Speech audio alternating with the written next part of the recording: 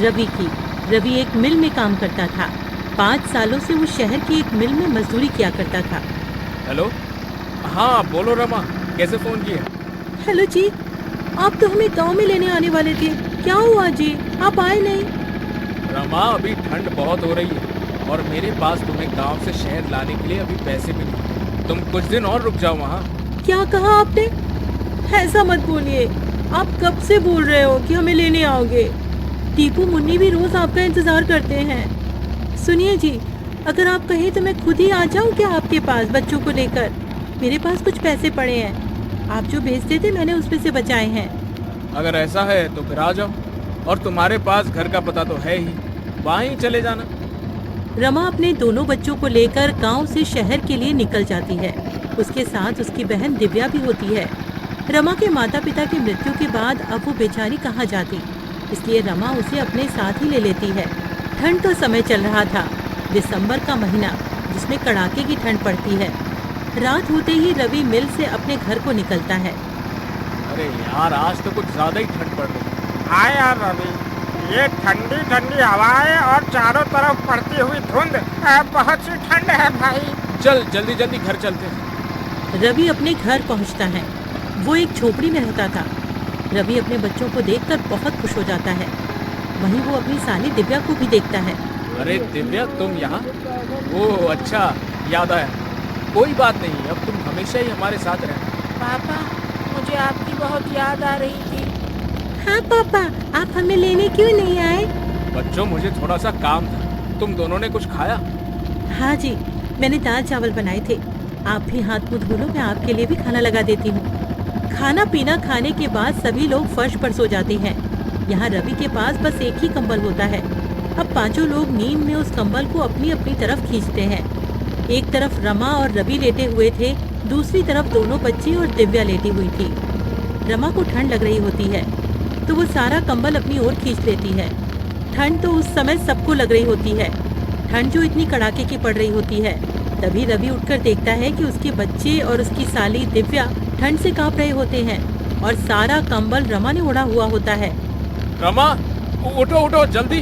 क्या हुआ जी, आप जाग क्यों रहे हो? वहाँ देखो। रमा अपने बच्चों और बहन की तरफ देखती है और वो घबरा जाती है। उसके बच्चे और बहन ठंड से कांप रहे होते हैं।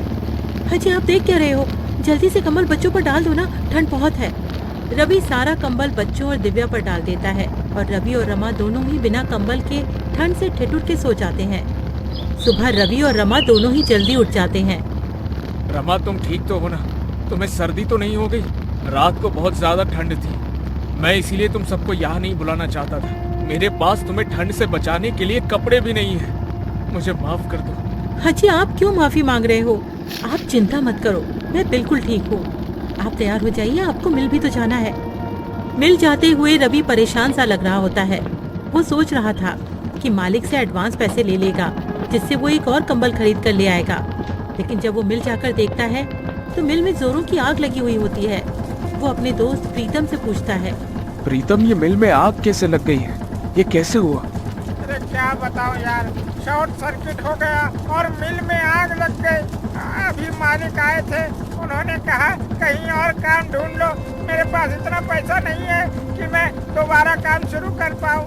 रवि प्रीतम से ऐसा सुनकर और निराश हो जाता है और सोच में पड़ जाता है कि अब तो वो इतनी जल्दी कंबल कहाँ से लाएगा। ना काम है और ना ही पैसे। प्रीतम, अब हम क्या करेंगे? क्या काम करेंगे? देख भाई, मेरे पास कुछ पैसे हैं जिनसे मैं एक छोटी सी चाय की दुकान खोलूंगा। मेरे पास थोड़ी सी सेविंग्स है। तू बता, तू क्या करेगा? पता नहीं यार, मेरे पास तो पैसे भी नहीं है। जितने पैसे यहाँ से मिलते थे वो पैसे तो मैं अपने गांव भेज देता था। अब तो मेरे पास एक टूटी कौड़ी तक नहीं है। चल, मैं घर चलता हूँ, फिर मिलेंगे यार। रवि घर आ जाता है। उसे देखकर रमा समझ जाती है कि कुछ तो बात हुई है। रमा अभी तो कुछ नहीं कहती है। बहन खाना खा के सो जाते हैं तब रमा कहती है, क्या हुआ जी, जब से आए हो आप परेशान लग रहे हो, क्या बात है, बताओ ना मुझे। रवि रमा को सारी बात बता देता है। रमा भी रवि को ऐसे उदास देखकर खुद भी उदास हो जाती है और कहती है, हाजी आप इतना परेशान क्यों हो रहे हो? सब ठीक हो जाएगा, भगवान पर भरोसा रखो। मेरे पास कुछ पैसे बचे हैं, उनसे आप थोड़ी सी रुई और कपड़ा ला देना। मैं उससे एक रजाई बना लूंगी। उसके बाद आप काम ढूंढने चले जाना। सुबह होते ही रवि रमा को रुई और कपड़ा देकर वहाँ से चला जाता है और रमा रुई को कपड़े में भरकर रजाई की तरह सिल रही होती है। तभी दीदी क्या हुआ? सब ठीक तो है ना? जब से हम यहाँ आए हैं जीजा जी कुछ दुखी से रहते हैं। क्या उसकी वजह मैं हूँ? अरे दिव्या तू पागल है क्या? ऐसा कुछ भी नहीं है। तू तो जानती है ना तेरे जीजा जी तो ऐसे नहीं है जैसा तू सोच रही है। वो तो उनकी मिल में आग लग गई है, वो इसीलिए परेशान है। तू ज्यादा अपना दिमाग मत चला। हाँ जाकर अब अपना काम कर। रमा एक सुंदर सी रजाई बना देती है। उधर रवि पूरे दिन यहाँ वहाँ काम ढूंढता है पर उसे कोई काम नहीं मिलता है। वो निराश होकर घर आ जाता है। रवि घर आकर देखता है रमा ने एक सुंदर सी रजाई बना ली होती है। अरे वाह रमा, तुमने तो बहुत ही सुंदर रजाई बनाई है। अरे तुम तो बहुत ही अच्छी रजाई बनाती हो। जी वो गांव में खाली समय में मैंने रजाई बनाना सीख लिया था। आप बताइए कहीं काम मिला क्या आपको? नहीं रमा, बहुत ढूंढा पर कहीं कोई काम नहीं मिला। कल फिर जाऊंगा, देखते हैं कहीं कुछ न कुछ काम मिल ही जाएगा। रमा बच्चों को नई रजाई में सुला देती है और खुद दोनों मियाँ बीवी पुराने कंबल में सो जाते हैं। अगले दिन रवि का दोस्त प्रीतम रवि का हाल पूछने उसके घर आया हुआ होता है। तभी अरे वाह रवि, ये रजाई तो बहुत अच्छी है, कहाँ से लाए हो? अरे प्रीतम, मैं ये कहीं से लाया नहीं हूँ। ये रजाई तो तेरी भाभी ने बनाई है। क्या कह रहे हो? ये रजाई भाभी ने बनाई है? भाई ये तो बिल्कुल वैसी ही रजाई है जो दुकानों में मिलती है। अरे वाह भाभी जी, आप तो बहुत ही बड़ी कलाकार हैं। अरे तू वो सब छोड़, ये बता तेरी चाय की दुकान का क्या हुआ? हाँ भाई, मैं इसीलिए तो आया हूँ। मैंने हाईवे पर एक चाय का स्टॉल खोला है। तू बता तेरा क्या हुआ? कहीं पर काम मिला कि नहीं? नहीं भाई, अभी तो मुझे कहीं भी कोई काम नहीं मिला। मिल जाएगा, वैसे भी मैं ढूंढ तो रहा ही हूँ। अच्छा, आप भाभी एक रजाई मेरे लिए भी बना देना। मुझे ये रजाई बहुत पसंद आई है। जी भाई साहब, मैं आपके लिए भी एक ऐसी ही रजाई बना दूंगी, आप ले जाना। अच्छा रवि, तुम एक काम क्यों नहीं करते हो? क्यों ना तुम रजाई बेचना शुरू कर दो। भाभी जी बहुत अच्छी रजाई बनाती है, लोग खूब खरीदेंगे ऐसी रजाई। तुम बोल तो ठीक ही रही हो। अभी तो मेरे पास कोई और काम नहीं है और ठंड भी बहुत पड़ रही है। चलो ऐसा ही करके देखता हूँ कुछ दिन। पर प्रीतम, मैं ये रजाई बेचूंगा कहाँ? हाईवे पर मेरे चाय के स्टॉल के पास तुम ये रजाई बेच सकते हो। पर प्रीतम, एक और दिक्कत है, मेरे पास पैसे भी नहीं है सामान लाने के लिए। अरे तुम चिंता मत करो, ये लो पैसे, इनसे तुम सामान ले आना। ठीक है, फिर मैं आज ही रजाई बनाने का सामान ले आता हूँ। क्यों रमा, ठीक है ना? आप जैसा भी कहो, मैं तो आपके साथ कोई भी काम करने को तैयार रहती हूँ। रवि और प्रीतम दोनों चले जाते हैं। रवि बहुत सारी रुई और कपड़ा घर ले आता है। उसके बाद रमा रजाई बनाने का काम शुरू कर देती है। रवि के साथ साथ रमा की बहन दिव्या भी उसकी मदद कर रही होती है और बच्चे भी रजाई में रुई भरने में लगे हुए होते हैं। 2 से 3 दिन में सबने मिलकर 10 रजाइयाँ बना ली होती हैं और रवि सारी रजाइयाँ लेकर हाईवे पर प्रीतम के बगल में ही बेचने लगता है और देखते ही देखते उसकी रजाइयाँ बिकने लगती हैं। वो रजाइयाँ बहुत सुंदर लग रही होती हैं, जिसकी वजह से लोग खरीदने आ रहे होते हैं। देखा तुमने रवि, बिक गई ना सारी रजाइयाँ। अब तो बस रजाइयाँ बनाते रहो। रवि घर जाकर रमा को सारी बात बता देता है। रमा बहुत खुश हो जाती है और रवि और रजाइयाँ बनाने की तैयारियां करने लगता है और रवि का रजाइयों का कारोबार खूब अच्छा चलने लगता है। इस तरह रवि अपना खुद का काम करने लगता है और अपने परिवार की सारी जरूरतों को पूरा करता है। गरीब पर ठंड का कहर। रामू एक बहुत गरीब मजदूर था, जिसके घर में उसकी पत्नी मधु और बेटी रानी रहा करती थी। पर अब गर्मियों का मौसम जाने को था और सर्दियों का मौसम आने को था। लेकिन रामू टूटी फूटी झोपड़ी में रहता था, जिसकी खिड़की से हवा आती थी और छत से भी। एक दिन रामू की पत्नी मधु रामू से कहती है कि सुनिए जी, ठंड आने वाली है और ठंड में घर के अंदर बहुत हवा आती है, तो आपको घर की मरम्मत करवानी चाहिए। और रामू उसे कहता है कि मैं कल जाकर अपने मालिक से कुछ पैसे उधार ले आऊंगा ताकि हम अपने घर की मरम्मत करवा सके। यूं ही एक दिन बीत जाता है और अगली सुबह रामू अपनी मजदूरी के काम पर जाता है और वो जिसके पास काम कर रहा था उस मालिक से कहता है कि साहब जी, अगले महीने से ठंड आ रही है और मेरे घर की छत टूटी हुई है जिससे कि घर में हवा आती है, और अगर मैंने जल्दी उसे ठीक नहीं करवाया ना तो ठंड में बहुत दिक्कत हो जाएगी। रामू की बात सुन मालिक कहता है, अरे तो उसमें मैं क्या करूं? रामू कहता है, मालिक, आप थोड़े पैसे उधार दे देते तो मैं अपने घर की मरम्मत करवा लेता। मालिक कहता है कि अरे अभी तो तूने उतना काम भी नहीं किया है जो मैं तुझे उधार दे सकूं। अभी मेरे पास पैसे नहीं है। रामू कहता है, मालिक, ऐसा मत करो, आप मुझे कुछ पैसे उधार दे दो। मेरी एक छोटी बच्ची है, मैं और मेरी पत्नी तो ठंड सह लेंगे पर मेरी बेटी नहीं सह पाएगी। रामू की लाख मिन्नतें करने पर भी उसे पैसे नहीं देता है और बेचारा रामू उदास शाम को घर लौट आता है। रामू के घर आते ही उसकी पत्नी मधु उससे पूछती है कि क्या आप मालिक से पैसे लाए?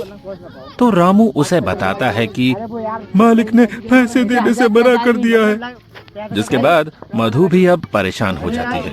दोनों ही इस बात को लेकर काफी परेशान हो गए थे कि अब सर्दियों में उनका गुजारा कैसे होगा। अब रामू मधु से कहता है कि अभी ठंड आने में पूरा 1 महीना बाकी है, तो मैं अगले महीने की 1 तारीख को अपने मालिक से पैसे के लिए बोलूंगा और तब शायद मालिक मना न करे। और ये सुन मधु कहती है कि हाँ, ये सही रहेगा। यूं ही रामू को मजदूरी करते हुए 1 महीना और बीत जाता है और जब रामू अपने मालिक से कहता है, मालिक, अब तो पूरा 1 महीना हो गया है और थोड़ी थोड़ी ठंड भी होने लगी है। अरे अब तो आप मुझे मेरी मजदूरी के पैसे दे दो ताकि मैं उन पैसों से अपने घर की मरम्मत करवा लूं।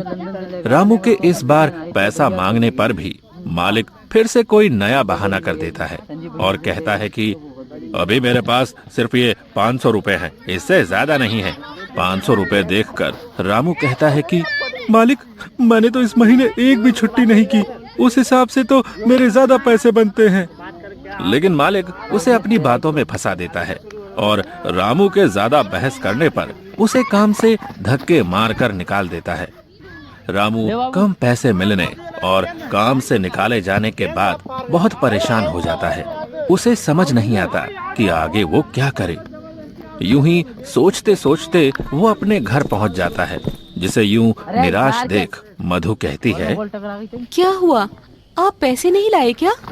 रामू मधु को बताता है कि अरे इस बार भी मालिक ने पूरे पैसे नहीं दिए और तो और मुझे काम से भी निकाल दिया है।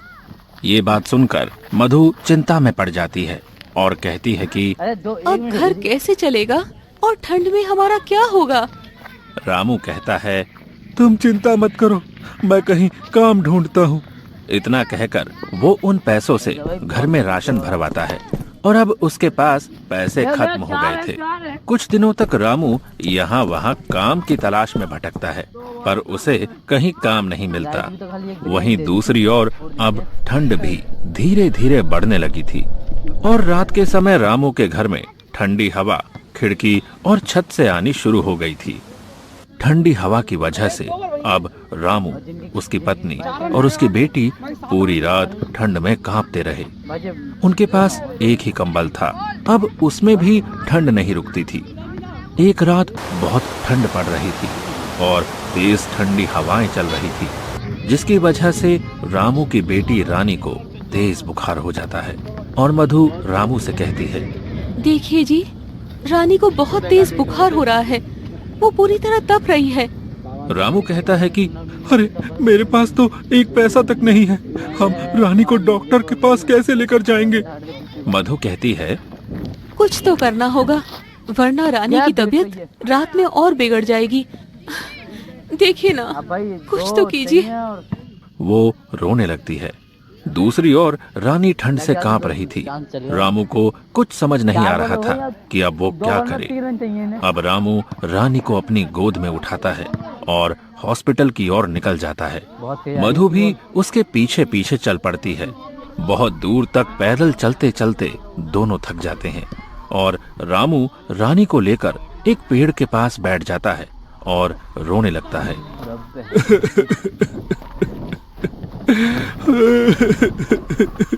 मुझे रोना आ रहा है अपनी लाचारी पर कि हमारे पास पैसे नहीं है कि हम अपनी बेटी को हॉस्पिटल तक ले जा सके। रानी के दिल की धड़कनें अब तेज हो रही थी और फिर से रामू उठता है और अपनी बेटी को लेकर हॉस्पिटल की ओर चल देता है। कुछ घंटों चलने के बाद वो मधु के साथ रानी को लेकर हॉस्पिटल पहुंच जाता है। लेकिन अफसोस, उसके पास पैसे ना होने पर डॉक्टर रानी का इलाज करने से इनकार कर देते हैं और रामू मधु और रानी को अस्पताल से बाहर कर देते हैं। अस्पताल की सीढ़ी पर रामू अपनी बेटी को गोद में लिए बैठा रो रहा था और दूसरी ओर ठंड धीरे धीरे बढ़ती जा रही थी। ज्यादा ठंड होने की वजह से अब तीनों ही बुखार से जूझ रहे थे और तीनों ही हॉस्पिटल की सीढ़ी पर बेहोश हो जाते हैं।